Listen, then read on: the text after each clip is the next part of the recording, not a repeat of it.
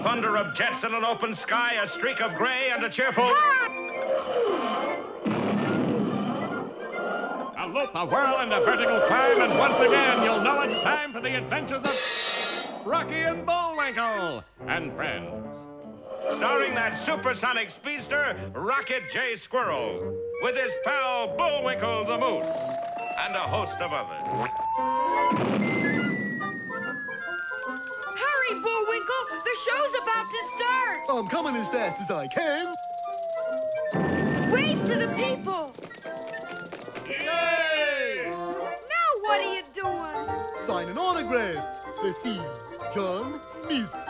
But your name is Bullwinkle. I know, but that's hard to spell.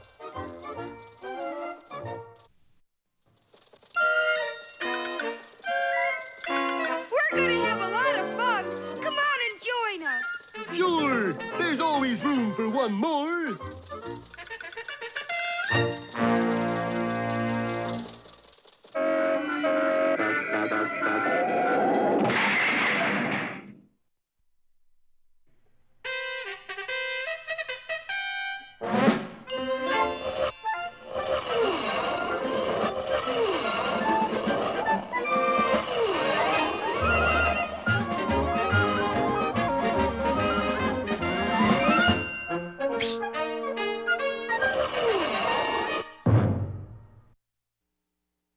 Well, the Bumbling Brothers Circus has a new attraction, thanks to the magical powers of Bullwinkle's fabulous honeycomb. For with the music of his tissue paper comb, he has become the world's most famous wild animal tamer. Come and see him! Bullwinkle Moose! And his toe-tapping tigers! Okay, fellers. And a 1, and a 2, and...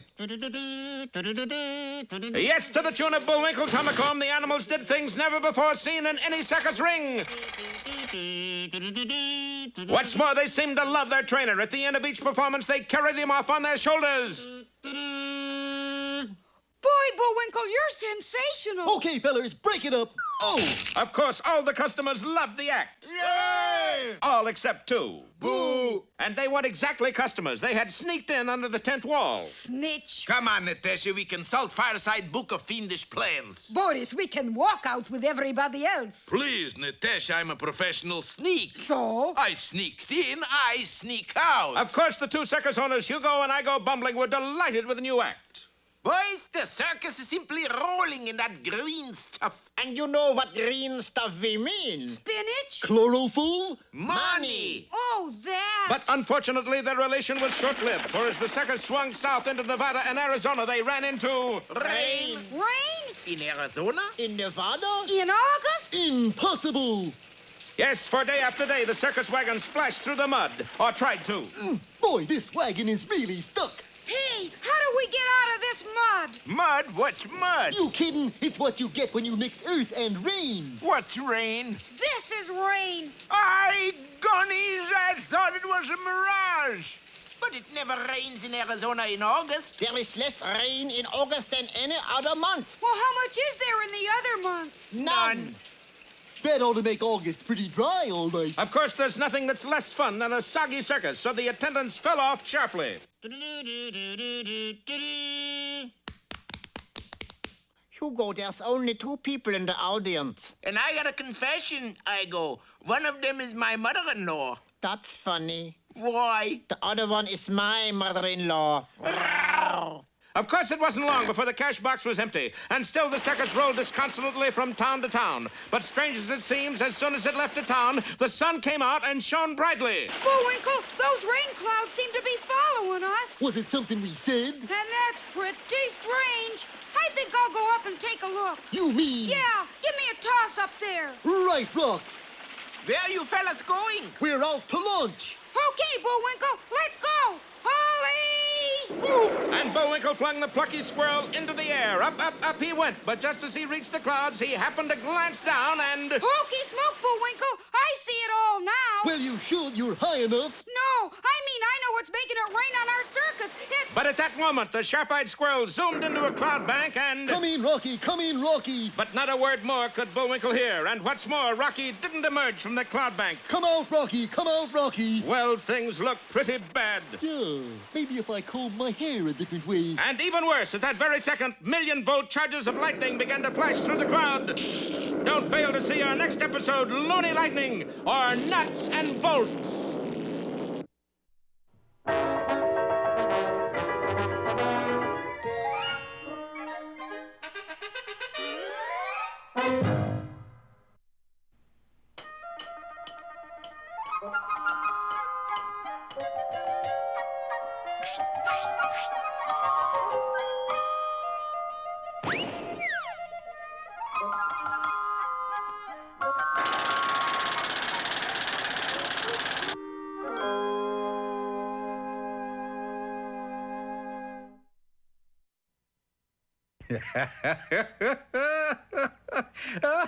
Oh, by George, that's a good one. What's so funny, Pop? Oh, it's you, Junior. Well, I'm laughing at a joke, that's all. Somebody came by and told you a joke, huh? No, nobody came by. I heard the joke 2 years ago. And you're still laughing at it? Well, I just got the punchline, that's it. Look, I don't want to sound disrespectful, Dad, but aren't you a little slow? I mean, 2 years... Now, wait a minute, son, wait a minute. You're forgetting one of my most popular proverbs. He who laughs last laughs best. I smell a fable coming up. Which reminds me of a fable. Yeah, you see? Not too far away and not too close either. There was a desert, the driest, most uninhabited piece of real estate you ever saw. Outside of the sand, the only thing that moved was 2 jackrabbits who were prospecting for gold. Hey, look at that, Charlie. You know what that is? That is high-grade dirt. Date? Dirt. But don't you worry, old pal. One of these days, we'll strike it rich. Come on, let's get some water. The only wet spot in the entire desert was a small outdoor restaurant operated by an industrious mule. The only thing the mule sold was water, which he procured from a nearby well. Good afternoon, gentlemen. And how are we today? We are hot and dry. So give us each a pitcher of water. I would like to comply very much with your wishes, but so far you have drunk 80 pitchers of water and you haven't paid me a cent. Look, we told you we'd pay you when we hit gold, didn't we? Besides, Charlie has got a present for you. He has? Oh, well, that's different. Here's your water. Where's my present? Here.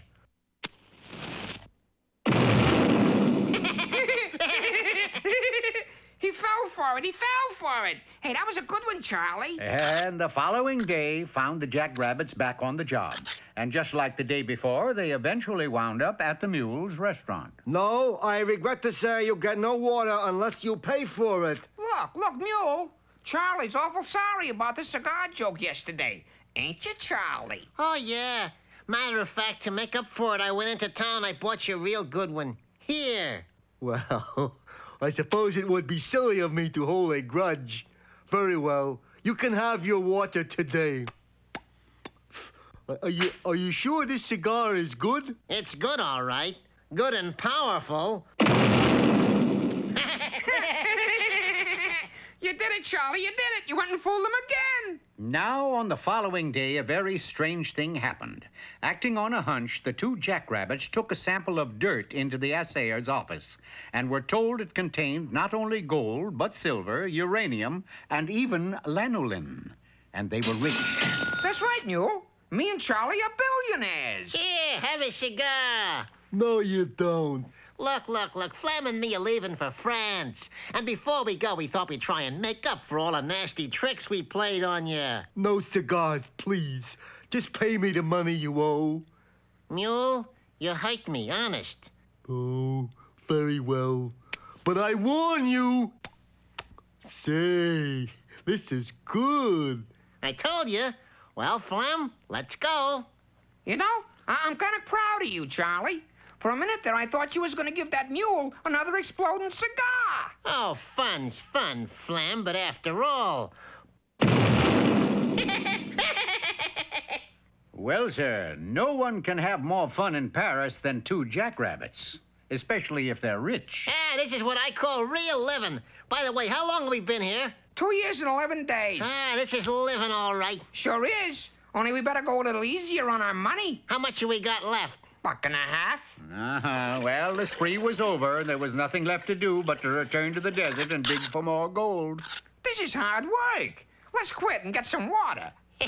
Nice to see you, Mule. By the way, I brought you a present all the way from Paris. Here.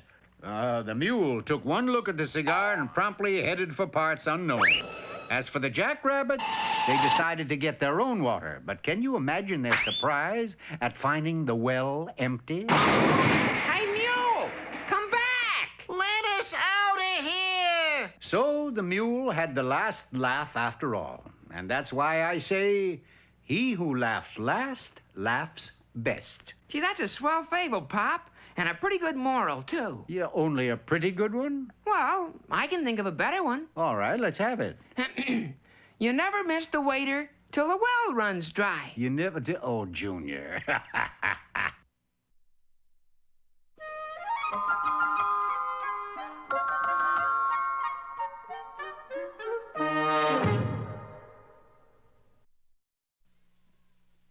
now, here to tell us how to better live our lives is Mr. Know-It-All.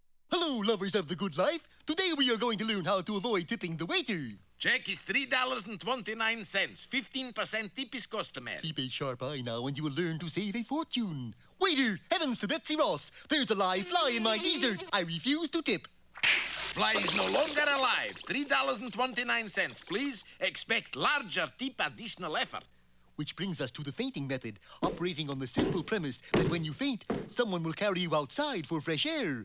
Once outside, you're safe. You just leave the money for the check. Oh, waiter. Oh, I'm feeling lightheaded. Oh! This stuff's too good for a show like this. I'm faint. Shh. Something must have gone wrong. $3.29 plus flowers comes now to $4.74, expecting much bigger tip. Then there's the disguise method. Hey, you moose. There must be some mistake, waiter. I'm the lady that was sitting by the window. The moose left. Fine. Lady, your check was $23.68. Tip naturally runs around $5 for even cheapskate. But I haven't got more than $5 altogether. Gee, Mr. Know-It-All, you did it. You succeeded in not tipping the waiter. Yeah, and at $2 a day, I'll have the bill and the tip paid in just a little more than 3 weeks. A month? 6 months? Oh, well, they're closed on Christmas. And now... Hey, Rocky, watch me pull a rabbit out of my hat. See? Nothing up my sleeve. Presto! Wrong hat. And now it's time to meet Mr. Peabody.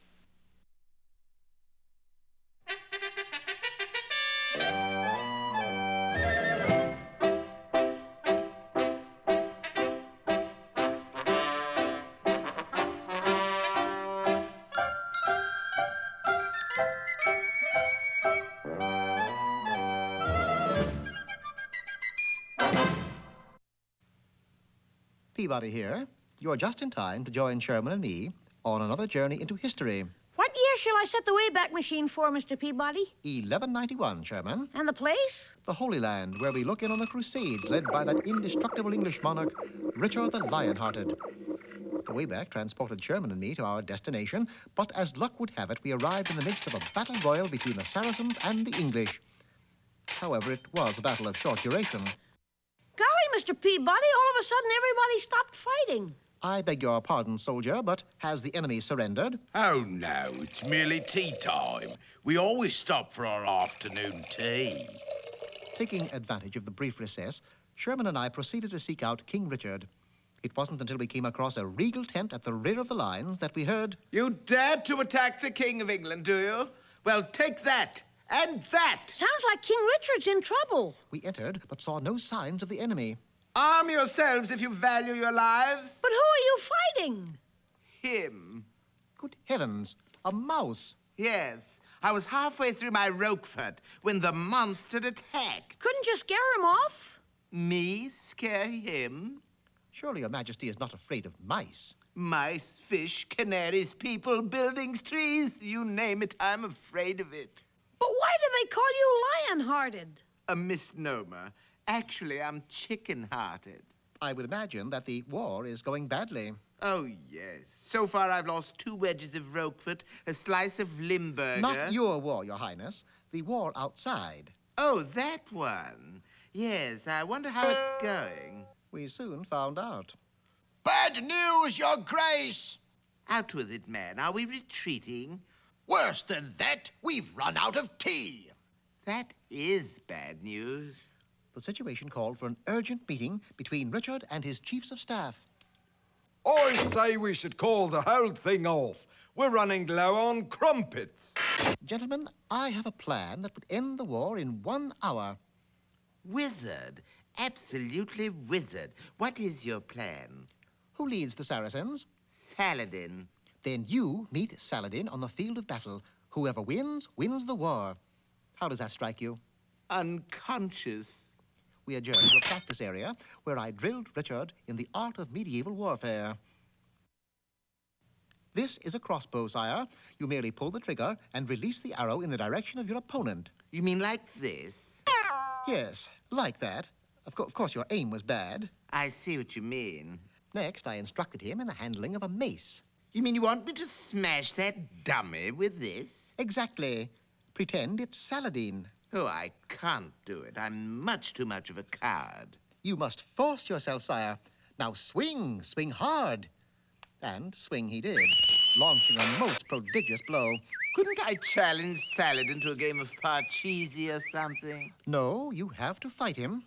I guess you'll have to use this magic sword. Magic sword, Mr. Peabody? Yes. Don't you remember, Sherman? This piece of steel was fashioned by a dervish in Damascus. Whosoever wieldeth it possesses the courage of 20 lions. You mean if I fight Saladin with his sword, I can't lose? Precisely. Psst. Is it really a magic sword? Of course not, Sherman, but it may give him confidence. And so King Richard faced the fierce Saladin, and although Saladin was a master swordsman, when the smoke cleared... Yay! Long live the king! Later, inside Richard's tent, I disclosed the truth about the so-called magic sword. I don't believe it. It's true, Your Grace. Look at the inscription. Made in Japan, not Damascus. Oh, that's wonderful. You mean your victory over Saladin? Oh, no. The fact that I can now look a goldfish in the eye without flinching. Thus, from that day forward, Richard lived up to the name Lion-Hearted. In fact, he never took a walk without at least 2 lions on a leash. Yes, Richard was lion-hearted, all right.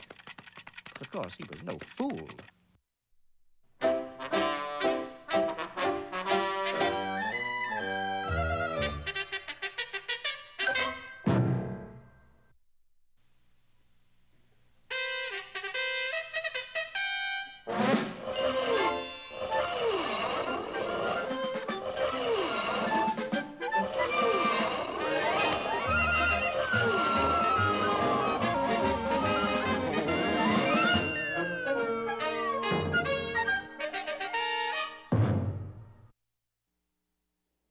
Well, in our last episode, the Bumbling Brothers Circus had fallen on hard times. It had rained steadily for weeks and weeks. Rocky, in an attempt to see what was causing the freakish weather, zoomed upward into the clouds. I can see it all now, Bullwinkle. It's... But at that moment, he disappeared into a cloud bank, and an instant later... Jumpin' G-Horse-Fat! He'll be matriculated! Stunned by the massive dose of electricity, the plucky squirrel was dropping limply through space, a pitiful little furry bundle. Then, just when it seemed that all was lost... Holy smoke! I landed in the back seat of a plane! Yes, a mysterious black airplane had inadvertently saved our hero from a grisly fate. Hey, thanks a lot, Mr. Pilot. Mr. Hokey Smoke, there's nobody there. It was true. The front cockpit empty, the black plane flew on pilotless. And what's more, there's no control. That was true, too. So it was with a great deal of relief that Rocky saw that the plane was headed for a safe landing on a high mesa. No sooner had the wheels stopped rolling than Rocky leaped from the cockpit. I gotta get back to the circus with a nose. I got... You got caught. That's what you got. And Rocky stared upward into the stony features of a huge, scowling Indian. Meanwhile, back at the big top... Cheer up, Bullwinkle. The show must go on. Must go on what? I don't know. It's just something. We always say at times like this. And the show did go on. That night, Bullwinkle's animal act was a tribute to his little friend. All the lions and tigers stood at attention and saluted, while Bullwinkle hummed taps. Then they mournfully spelled out Rocky with white begonias, almost.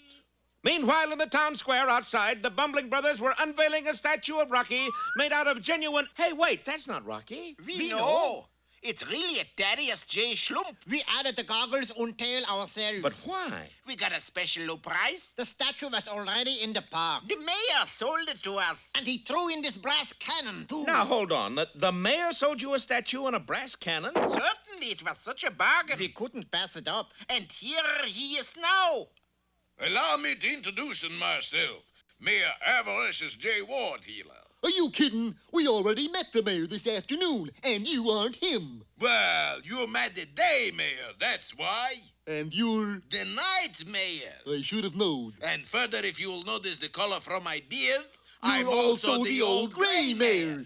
You know, Hugo, I think Bullwinkle's right. That's impossible. I think this fella's a crook. That's possible. What fella? Sure enough, at the first hint of danger, Boris had skedaddled. After him! And our friends started off after the false mayor, leaving the park to a pair of seedy old-timers. That certainly don't look like the Thaddeus Schlump I knew, Chauncey. You mean the tail, Edgar?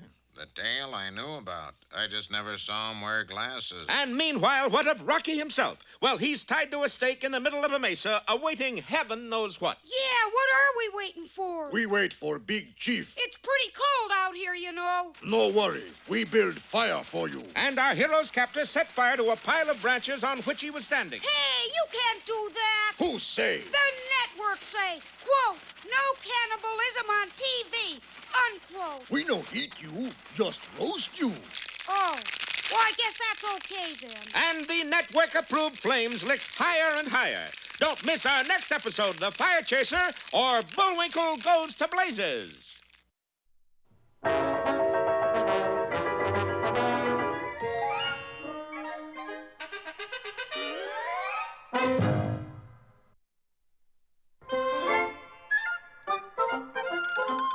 Well, it looks as if our time has just about run out. Mine must be a little slow. You got the credits, Bullwinkle? All on this itty-bitty card. Oop.